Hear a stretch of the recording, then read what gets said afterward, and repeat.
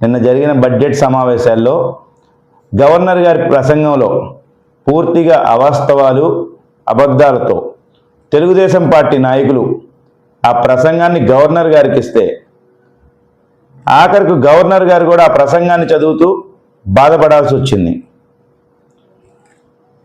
Governor గారి ప్రసంగంలో ఏం చెప్తున్నారంటే 2019 నుంచి 24 మధ్యలో రాష్ట్రంలో లా అండ్ ఆర్డర్ ఫెయిల్ అయిపోయిందని.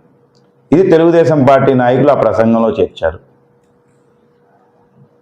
కూటమి నాయకులకు ఒకటే చెప్తున్నాం, 2024లో మీరు అధికారంలోకి వచ్చిన తర్వాత రాష్ట్రంలో అసలు లా అండ్ ఆర్డర్ ఉందే? హిందువులపై దాడులు, హిందువుల దేవాలయాలపై దాడులు, మహిళలపై దాడులు, వైఎస్ఆర్ కాంగ్రెస్ పార్టీ నాయకులపై దాడులు, ఆఖరికి ఈరోజు ఇళ్లపై బాంబులు వేసే పరిస్థితి వచ్చింది. అది కూడా కృష్ణా జిల్లాలో ఎప్పుడూ లేని సంస్కృతి. అలాంటి జిల్లాలో ఈరోజు బాంబులు వేసే స్థాయికి వచ్చిందంటే లా అండ్ ఆర్డర్ ఎలా ఉంది ఈ రాష్ట్రంలో? ఇప్పుడు లా అండ్ ఆర్డర్ లేదు, శాంతి భద్రతలు పూర్తిగా విఫలమయ్యాయి. ఆఖరికి శ్రీశైలంలో నిన్న జరిగినటువంటి ఘటనలో పోలీసులే భక్తులపై లాఠీచార్జ్ చేయడం జరిగింది. మీరు శాంతి భద్రతల గురించి మీరు మాట్లాడుతున్నారా? మీరు చేర్చాల్సింది ఏంటంటే రాష్ట్రంలో శాంతి భద్రతలు లేవు, రాష్ట్రపతి పాలన విధించాలి అని బడ్జెట్ ప్రసంగంలో మీరు రాయాలి, గవర్నర్ గారి ప్రసంగంలో చేర్చాలి. అలాంటిది 2019 నుంచి లేవని చెప్తున్నారు.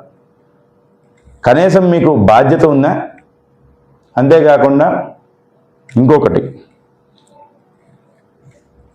రాష్ట్రంలో సూపర్ 6 పథకాలు సూపర్ హిట్ అయిపోయాయి, అన్ని పథకాలని పూర్తిగా కంప్లీట్ చేశామని చెప్పి ప్రసంగంలో చేర్చారు. మీరు నిరుద్యోగ భృతి ఇచ్చారా? నిరుద్యోగ భృతి అనేది సూపర్ 6 పథకాల్లో ఒక హామీ కదా. మీరు ఆ పథకాన్ని ప్రారంభించకుండే అసలు ఏ విధంగా పూర్తయిపోయిందని చెప్తారు? అదేవిధంగా ఆడబిడ్డ నిధి 18 సంవత్సరాలు నిన్న ప్రతి మహిళకి 18,000 ఇస్తా అన్నారు సంవత్సరానికి. 2 సంవత్సరాలు వస్తూ ఉంది, ఇచ్చారా? ఇవ్వలేదు. మరి ఏ విధంగా మీరు సూపర్ 6 పథకాలు సూపర్ హిట్ అయ్యాయని చెప్తారు? అంతేకాకుండా సుపరిపాలనలో తొలి అడిగేశారండి.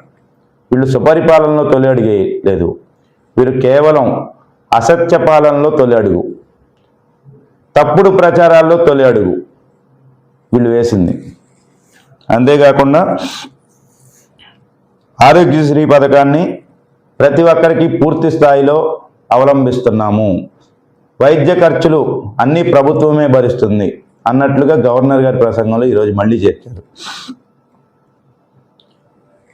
తెలుగుదేశం పార్టీ నాయకులకు కానీ కూటమి ప్రభుత్వంలో ఉన్నటువంటి పెద్దలకు కానీ ఒకటే చెప్తున్నాం, మీరు ఒక సామాన్య వ్యక్తిగా రాష్ట్రంలో ఏ ఆరోగ్యశ్రీ హాస్పిటల్కైనా వెళ్ళండి, ఆరోగ్యశ్రీ కింద నాకు గుండె ఆపరేషన్ చేయండి, మోకాలు ఆపరేషన్ చేయండి, సర్జరీ చేయండి అని వెళ్ళి అడగండి. మీకు గనక ఆరోగ్యశ్రీ పథకం కింద అమలు చేస్తారా లేదా అనేది మీరే గమనించండి. అంతేగాని అసత్య ప్రచారాలు, అబద్ధాలని కూడా గవర్నర్ గారి ప్రసంగంలో చేరిస్తే తప్పక చదవాల్సిన పరిస్థితి ఈరోజు గవర్నర్ గారిది. ఇంకొకటి, రాష్ట్రాన్ని 2024 నుంచి డ్రగ్స్ ఫ్రీ స్టేట్గా చేసేసారన్న.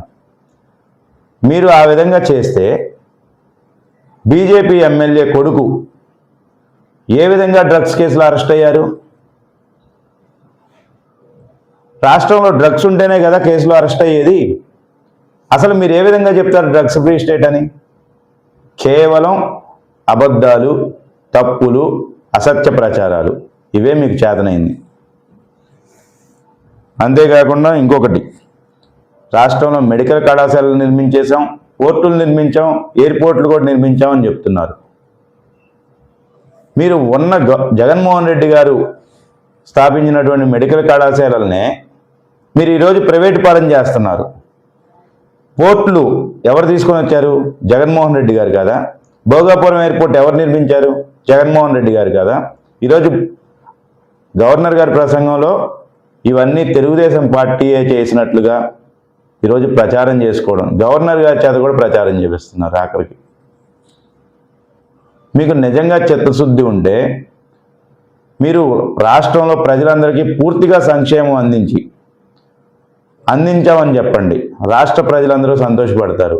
ఆరోగ్యశ్రీ పథకాన్ని మీరు కేవలం పేరు మార్చి ఈరోజు ఎన్టీ రామారావు గారి పేరుని అబాసు పాలు చేస్తున్నారు. మీరేమో ఎన్టీ రామారావు గారు మా దైవం అంటారు ఒకవైపు, ఇంకోవైపు ఏమో ఆయన పేరు పెట్టి ఆ పథకం కింద ఏదైతే హామీలు ఇచ్చామో ఆ హామీలు అమలు చేయరు. మీరు అసలు ఎన్టీ రామారావు గారికి చెడ్డ పేరు తెస్తున్నారా, మంచి పేరు తెస్తున్నారా? ఒకసారి ఆలోచించుకోండి.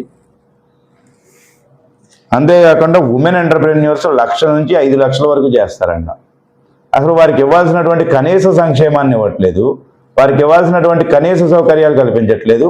అలాంటిది మీరు 5 లక్షల ఎంటర్ప్రెన్యూర్ని తయారు చేస్తారా? ఇవన్నీ రాష్ట్రంలో ప్రజలందరూ గమనిస్తూనే ఉన్నారు. మీరు దయచేసి ఇప్పటికైనా కానీ ఈ బడ్జెట్లో అయినా కానీ పూర్తిగా సంక్షేమ పథకాలు ప్రారంభించాలి, పూర్తిగా అందరికీ ప్రతి ఒక్కరికి సంక్షేమం అందించాలి, అభివృద్ధిని కూడా అదే విధంగా తీసుకువెళ్ళాలని చెప్పి వైఎస్ఆర్ కాంగ్రెస్ పార్టీ తరఫున మేము డిమాండ్ చేస్తున్నాం.